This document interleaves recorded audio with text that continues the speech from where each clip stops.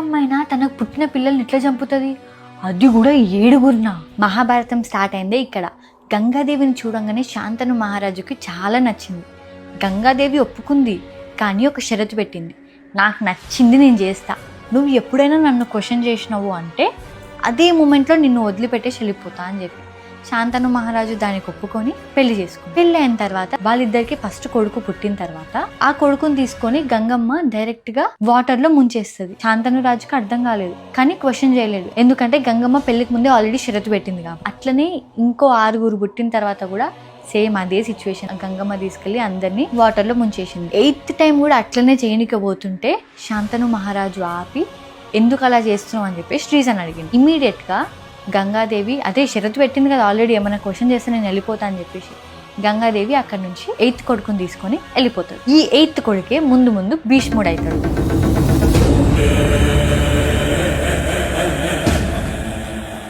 ఒక శాపం వల్ల భీష్ముడు పుట్టిండా? ఏం మాట్లాడుతున్నావు? మహాభారతం ప్రకారం 8 వసువులు ఉన్నారు. వాళ్ళని celestial being or elemental gods అని అంటారు. ఈ 8 వసువులు ఒకసారి వాళ్ళ భార్యలతోని భూమి మీదకి ఒక చిన్న ట్రిప్ కోసం వచ్చారు. అప్పుడే వాళ్ళు ఋషి వశిష్ఠుని ఆవు నందినిని చూసిరు. దాన్ని ఎట్లయినా సరే దొంగతనం చేయాలి అని చెప్పేసి ప్లాన్ వేసారు. ఈ వసువుల్లో ఒకరు దువ. అయిన ప్లాన్ ప్రకారం అందరూ కలిసి నందినిని ఎలా దొంగతనం చేయాలి అని చెప్పేసి ప్లాన్ చేసుకోరు. వశిష్ఠునికి ఇదంతా తెలవంగానే వాసువులకు ఈ శాపం ఇచ్చిండు, వీళ్ళు మనుషుల్లాగా పుట్టి మనుషుల్లాగా కష్టపడాలి అని. వసువులు చాలా రిక్వెస్ట్ చేసిరు. అప్పుడు ఋషి వశిష్ఠుడు ఏం చేసిండు, 7గురికి 1 year వరకు మనుషులకు ఉండే కష్టాలన్నీ ఉంటాయి అని చెప్పేసి చెప్పిండు. కానీ ఒకరికి, అదే మెయిన్ ప్లాన్ చేసింది దువ్వకి మాత్రం చాలా పెద్ద శిక్ష వేసిండు.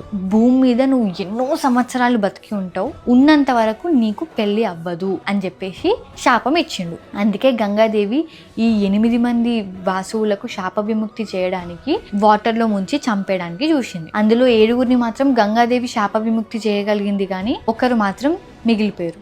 అదే మన భీష్ముడు పెళ్లి చేసుకోను అని ఒట్టు ఎందుకు వేసిండు, ఏ సిచ్యువేషన్లో వేసిండు, అసలు ఎవరికి వేసిండు అనేది మనం నెక్స్ట్ వీడియోలో తెలుసుకుందాం. భీష్ముని ఫాదర్ పేరు ఏంటి అన్నది మీరు కామెంట్స్లో చెప్పండి. జై శ్రీకృష్ణ.